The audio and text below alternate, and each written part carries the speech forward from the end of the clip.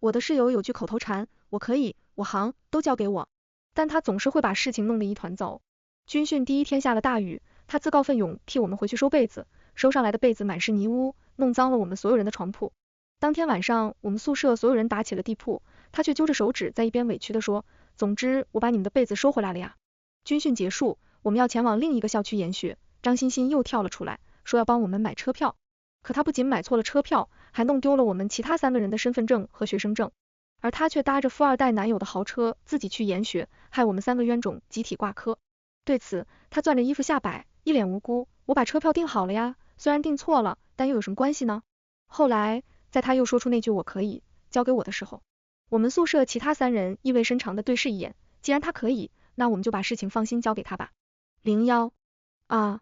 我的被子，我的床怎么都是湿的？江绵绵的惨叫从宿舍传来，我和另外一个室友对视一眼，快走2步跑回宿舍。回到宿舍，我就看见江绵绵手足无措的站在原地，她手里的被子上沾满了泥水，脏兮兮的一片，再看床铺也是一片阴湿，压根就不能睡了。我靠，这是怎么回事？身边的另一个舍友皱起了眉，上前帮着江绵绵打开了她的被子，湿哒哒的泥水还未干涸，淅淅沥沥的落在地板上。我一看这幅场面，瞬间有些慌了，掀开我的床铺一看，果然上面也满是泥污和脏水。另一个舍友见状，也去翻看了自己的被子，看着他瞬间黑下来的脸色，我就知道他的被子应该也一样全都被弄得又脏又湿。我们对视一眼，来到张欣欣的床前，结果看到的却是一张干干净净、柔柔软软的床铺。这是怎么回事？张欣欣给我们收被子，收回来的就是这样的，给自己收回来的却是干干净净的。他什么意思啊？江绵绵眼眶通红的看向我和另外2位室友，眼里写满了崩溃。今天是我们大学军训的第1天，本来万里晴空的天上突然出现了大片乌云，见状人群中出现一声声哀嚎，因为好多人来上学都是领的学校发的新被子。今天早上的时候天气好的不得了，所以很多人都把新被子拿出来晒了。我们宿舍的人也不例外，甚至还一大早去抢占了天台最好的位置。此时每个人的脸上都写满了担忧之色，生怕这场大雨落下把自己的被子打湿。一旁的教官看了看天，又拿出手机看了看时间，对大家说，一会雷阵雨就来了，但是持续的时间不长，我知道你们都晒了被子，每个宿舍派1个人回去把被子收起来，其他人跟我去附近食堂避雨，一会雨停了继续训练。教官话音落下，我们宿舍的人还没聚在一起，就见张欣欣高高举起了手，我来了，我来，我可以的，我跑得快，你们放心把你们的被子交给我。看张欣欣这么积极，我和其他舍友对视一眼，于是便同意了张欣欣去替我们拿被子。我们都是昨天才来学校报到，彼此间虽然算不上熟悉，但张欣欣这个人又外向又可爱，乍一看上去像个小太阳一样，这样的人看起来还是靠谱的。看另外2人没什么意义，我也就将被子交给了张欣欣。可谁能想到，这一回宿舍，我们的被子都成了这样呢？02看着满床的泥泞，2个舍友看起来都快哭了。他要说他拿不好就别拿呀，我们的被子现在变成这样，晚上可怎么睡觉啊？就是他是不是故意的？明明自己的被子就好好的，可我们的被子却变成了这样。看着这样的画面，我心里也在腹诽，张欣欣一直在说自己可以，让我们把事情交给他，可现在呢，被子和床铺都变成了这样，我们晚上可怎么睡觉？就在2个舍友憋不住即将放声大哭的时候，张欣欣蹦着跳着推门走了进来。一见到张欣欣回来，2个舍友瞬间将她围了起来。你不是说你都行吗？这就是你说的都行？我们的被子和床铺被你弄成了这样。是啊，你要是做不好这件事情，可以让我们来啊，现在这样，我们晚上怎么睡觉？2人你一言我一语的，张欣欣夹在他们中间，还没等2个人说什么重话，张欣欣便抬起头来，一脸楚楚可怜的样子，泪水便哗啦啦流了下来。我好心帮你们把被子拿回来，有问题吗？你们就说你们的被子是不是回来了吧？这些泥点子我也不是故意的呀，反正你们的被子都被我收了回来，为了你们这些破被子，我还摔了一跤呢，我爹地和妈咪都要心疼死了，一回来你们还要这样质问我，真是好心被驴肝肺。说着，张欣欣放声大哭起来，这下轮到我这2个舍友傻眼了，他们也只是说了2句话而已，哪里会想到这2句话就让张欣欣破防大哭起来，一时间2人面面相觑的看向我。我叹了口气，抱着自己的被子走到3人面前，事已至此，我们先把被子和床铺送到学校的洗衣房吧，不然明天还是没地方睡。另外2个舍友也冷静了下来，看向正在流泪的张欣欣。张欣欣眨眨眼睛，双手揪在一起，抽噎着，十分愧疚的说道，既然这样，这个被子是我弄脏的，我就给大家负责干洗费吧。他话音落下，我看向另外2个舍友，另外2个室友的脸色也缓和了下来。那就按照你说的办。刚开学我不想和宿舍里的人闹矛盾，而且现在时间也不早了，再晚一点出去估计要赶不上宿舍门禁了。说完，我们拿着自己的被子和床铺出了门。清洗被褥这种大件要花不少钱，本来开学要买的东西就多，还好张欣欣愿意给我们报销洗被褥的钱。江绵绵在路上呢喃着，张欣欣应该真的会把钱给我们吧？我总感觉他怪怪的。应该会吧？他家不是很有钱吗？另一个舍友搭腔道。毕竟第一天来宿舍的时候，张欣欣就给我们展示了他的一排奢侈品包包，俨然一副千金大小姐的样子。我依旧记得他自我介绍的时候，掐着腰仰着头对我们说道，虽然我只有1.55米，虽然在家里爸爸妈妈当我是个小公主，但是到学校就都不一样了，大家有什么需要我帮助的，一定要交给我哦，我可以帮助大家的哦。这自我介绍虽然有些夸张，但昨天看起来他还是有点讨喜的。如今仅仅过了一天，我对张欣欣的印象就产生了翻天覆地的变化。不过想起张欣欣桌子上摆着的那些奢侈品，干洗被子的这几百块钱，对她来说也许真的不算什么。可现实告诉我们，我们都想错了。张欣欣不仅没把干洗被子的钱给我们，还对我们倒打一耙。03，我们回寝室的时候，刚刚好赶上宿舍的门禁，好说歹说才让正在锁门的宿管阿姨给我们放进去。可回到宿舍后，我把钥匙插进钥匙孔里，才发现门被人从里面反锁了。我和另外2个舍友都在外面，反锁门的人是谁已经不言而喻。本来我们这群脆皮大学生就被军训累得浑身疲惫，回来还看见自己的床铺变成那副样子，又抱着被子床单跑到外面的洗衣房去干洗，如今脾气早就被压抑到了顶峰。江绵绵尤其是个脾气暴的，他皱着眉，接连几巴掌重重地拍在宿舍门上，大声喊着张欣欣的名字。此时还不算太晚，走廊里多的是没睡觉看热闹的学生。听到我们这边的动静，他们纷纷探出头来看是发生了什么。江绵绵气得要踹门，我一把拉住了他。江绵绵是武术特长生，我害怕他真一脚把我们宿舍的破门给踹烂了。我掏出手机，装作给导员打电话。宿舍的门是老式木门，隔音很差，我故意提高了声音，大声说道：刘老师，不好了，我们寝室的张欣欣不知道怎么了，他把门反锁住，我们怎么叫都不开门。刘老师，你说张欣欣她不会是出事了吧？我话音刚落，紧闭的房门便发出咔嚓一声，接着张欣欣从里面把门打开了。见到我们，张欣欣故作无辜的嘟着嘴，装作睡眼惺忪的揉着眼睛，你们怎么这个时候才回来了？江绵绵本来就是直来直去的性格，冷笑一声看向他，原来你还活着呀，我还以为你死在宿舍里了呢。我那么大声的敲门你都听不见。听了这话，张欣欣瞪大了眼睛，眼泪在眼眶中打着圈，我刚刚睡着了，我爸爸说了，我年纪还小，必须早睡觉的，不然长不高。刚刚我是睡着了，才没有听见你们敲门的。他说着又泪眼朦胧的看着我们，眼看他又要哭唧唧，我也不啰嗦，直接进了门。这时候我才注意到江绵绵穿着短裤，白皙的腿上干干净净，没有半点白天摔过跤的痕迹。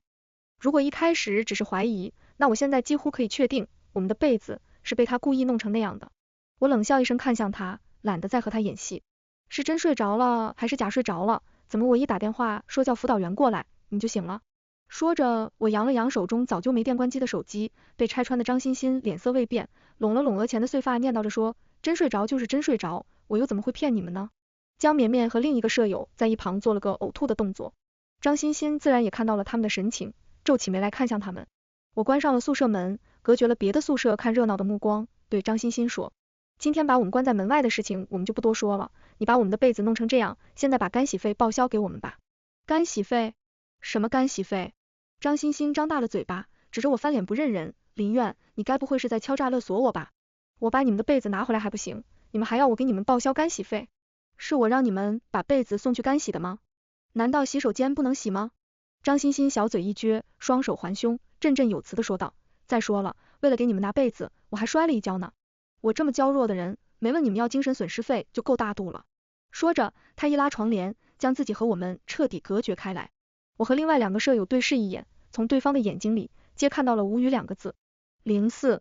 当天晚上，我们3个找了2张瑜伽垫拼在一起，在宿舍打了地铺，还好我在出家门的时候带了一个大毯子，也算是平稳的度过了军训的第一天晚上。张欣欣到底是没把我们干洗被子的钱给我们，摊上这么个娇气蛮横的公主当舍友，算是我们倒霉。接下来的军训倒是也算正常，除了张欣欣偶尔摆出点公主的架子来，我和另外2个舍友相处的倒也算愉快。很快军训结束，我们也投入了忙碌的大学生活中来。可大学生活到底不像是高中时那般自由，我们专业有规定，那就是以宿舍为单位报名，每个月最后一个自然周要前往200多公里外的另一个城市去进行研学。这次研学正好就排到了我们寝室，为了方便出行，老师让我们宿舍统一订车票，坐在一起也能更方便一些。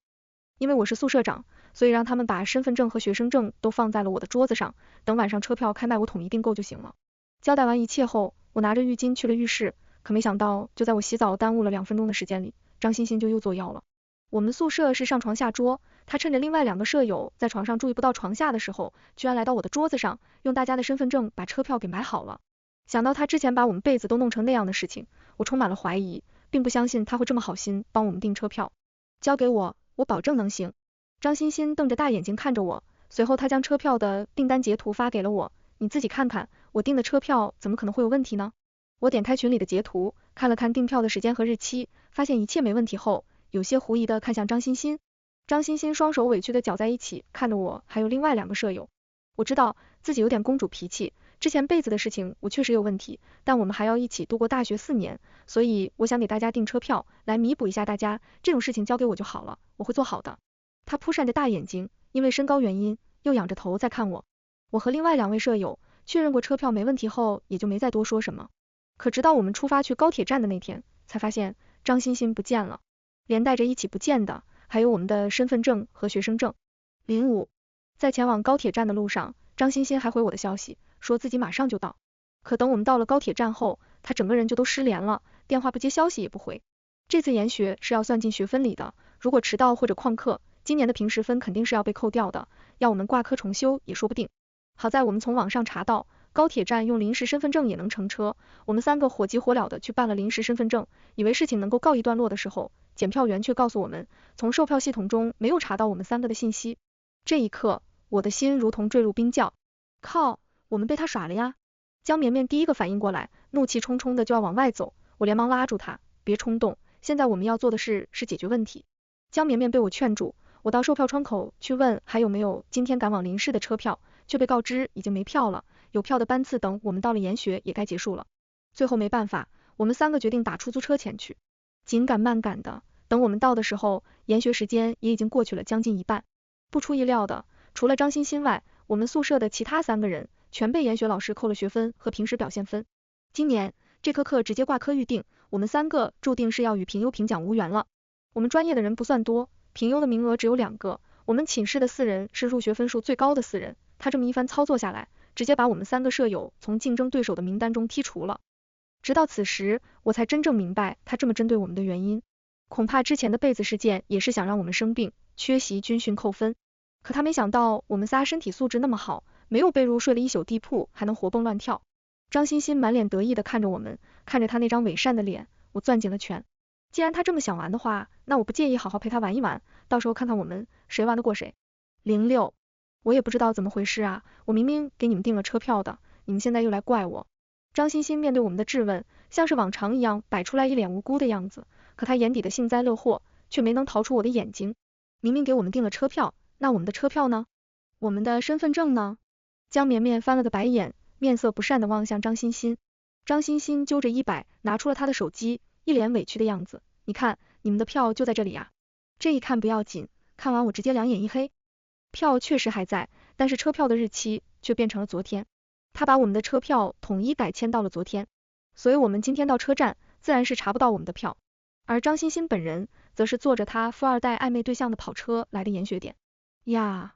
你们的车票怎么被突然改签了？怎么会这样啊？张欣欣故作惊恐的捂住嘴巴，我根本不记得有改过你们的车票啊。我冷笑一声，看向张欣欣，张欣欣，你还是别装傻子了，看起来和真傻子可真像。我话音落下，身旁的江绵绵再也忍不住了。他上去一把薅住张欣欣的头发，一巴掌重重的甩在张欣欣的脸上。我去你妈的不记得，这车票要不是你改的，难道是鬼改的？我他妈忍你很久了，你个死绿茶！江绵绵从小练武术，力气极大，2个巴掌下去，张欣欣的脸立刻就肿得像猪头一样了。张欣欣被这2巴掌打得放声痛哭，她的哭声很快吸引来了研学老师。看到研学老师过来，张欣欣像是看到了救星一样，娇小的她居然直接扑进了研学老师的怀里。这一下，我和江绵绵还有另外一个舍友都懵了，毕竟我们的研学老师是个挺着啤酒肚的秃顶中年油腻男，张欣欣居然就这样扑进了他的怀里。张欣欣泪眼朦胧，梨花带雨的看向研学老师，老师他们都欺负我，我可怎么办呀？研学老师哪里被人这么投怀送抱过，当即变得脸红脖子粗，不由分说的训斥我们，你们3个研学迟到我就不说了，现在还要搞校园霸凌，这一套是吗？你们这样对张欣欣同学，我可是会跟学院汇报，到时候你们可就不止扣学分这么简单了。07，看着研学老师这态度，我向前一步，当着他的面调出了报警电话。老师，我们没有欺负张欣欣同学，只是张欣欣同学主动给我们订的车票无缘无故被人改签，我们保管在张欣欣同学这里的身份证也不翼而飞了。张欣欣同学说这些事情不是他做的，他毫不知情，那肯定就是有什么不法分子黑了张欣欣同学的手机，偷了我们的身份证呗。这种事情我们解决不了，所以还是要抓紧时间报警才行啊。我最后2句话说的阴阳怪气，可听了我的话，研学老师也明白过来发生了什么。他深深看了一眼张欣欣，张欣欣眨着大眼睛，眼泪立刻就从眼角滑落了下来。老师，我真的什么都不知道。你不知道的话，那我们就报警，让警察过来好好查查，免得有人偷了我们的身份信息去做一些不法的事情。就是如果不是你做的，那肯定就是有人入侵了你的手机，对待这种不法分子就要报警抓他。不仅要报警抓他，还要在学校官网公开，让所有同学都注意，别被不法分子害了。我和另外2个舍友你一言我一语的说着，张欣欣的脸上迅速爬满了慌乱，她从研学老师的怀里跳出来，一把按住了我的手。我想起来了，说我改签错了，我本来是要改签自己的车票的，却不小心把你们的车票给弄混乱了，确实是我的错，我给你们道歉好不好？道歉有用的话，要警察干什么？江绵绵翻了个白眼说道，3张车票你都能改签错，那你可真是个人才。是啊，我们分都扣完了，你现在道歉有用吗？张欣欣满脸无辜和委屈的看着我们，她自然知道事情闹大了，对谁都不好，于是她扭过头去，再次扑进了研学老师怀里。爸爸，一日为师，终身为父，爸爸，这次能不能不要扣我舍友的学分了呀？都是欣欣的错，要扣能不能只扣欣欣的学分？08，最终在张欣欣的爸爸攻势下，研学老师没有扣我们的学分。但在这件事后，我们3个和张欣欣的梁子也算彻底结下了，因为后面还有4年，想着还有无数的小组作业和实践，我们3个一起到导员办公室，想让导员把张欣欣调出我们寝室。毫不意外的，我们被导员拒绝了。这之后，张欣欣作妖做得更厉害了，天天就是嚷嚷着我可以我能行，然后在宿舍里把事情搞得一团糟，我们3个自动屏蔽了他，任何事情我们3个能解决的，就不会让他掺和。可小组作业这种事情，却是真的没办法避免。这次专业课老师布置下作业后，张欣欣又第一时间跳了出来，在宿舍高高举起了手，这次作业全部交给我好了，你们谁也不许动。听到他再次说出这种话，我和另外2个舍友对视一眼，等的就是他这句话。我悄悄打开了录音，听着张欣欣继续说，我可是做 PPT 的高手，这次作业交给我好了，你们3个跟我一个宿舍，那真是占了大便宜。他摇头晃脑的说着，一副可爱的样子。交给你？你之前2次做了什么事情，我们还不清楚吗？真当我们是傻子啊？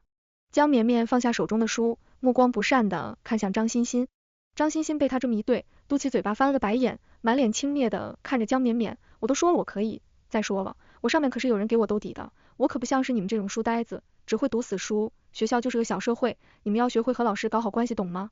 眼看江绵绵又要暴走，我连忙拉住他的手，对张欣欣说，欣欣，你说兜底是什么意思啊？我有老严啊，他可是我干爹，他在学校可是说得上话的，我可不怕专业课老师给我挂科。张欣欣的话语间洋洋得意，他口中的干爹老严就是我们的那个研学老师。自从上次张欣欣发表了一日为师终身为父的炸裂言论后，2人就以干爹干女儿相称。这些日子里，张欣欣不止一次跟着他出去夜不归宿，具体做了什么，我们自然心知肚明。听着张欣欣炫耀的语气，我不由在心里轻轻笑了出来。他大概还不知道，我们专业课老师最讨厌的人就是他口中的老严。这个老严方面对我们专业课的老师死缠烂打，甚至可以说是到了性骚扰的程度。最后一次，老严又堵在了专业课老师下班的路上，我们专业课老师忍无可忍，一脚踹在了他的命根子上，差点把人踹残了，这事才算了。为了防止专业课老师把事情闹大，学校才将老严调到了临市去做了研学老师。这件事学校里鲜少有人知道，而巧的是，这位专业课老师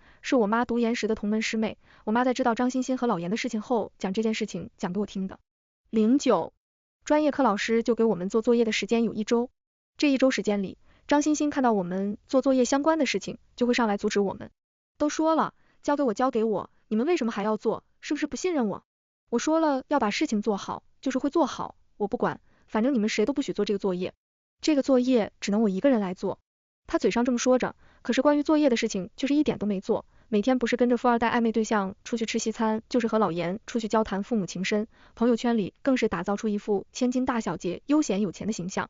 那些不知道她真面目的同班同学们，纷纷在评论区下面给她评论，奉承她漂亮可爱又有钱。但实际上，她的真面目很快就要被我戳破了。装千金小公主装久了，她似乎忘了自己在校外还有个爱吃醋的老金主。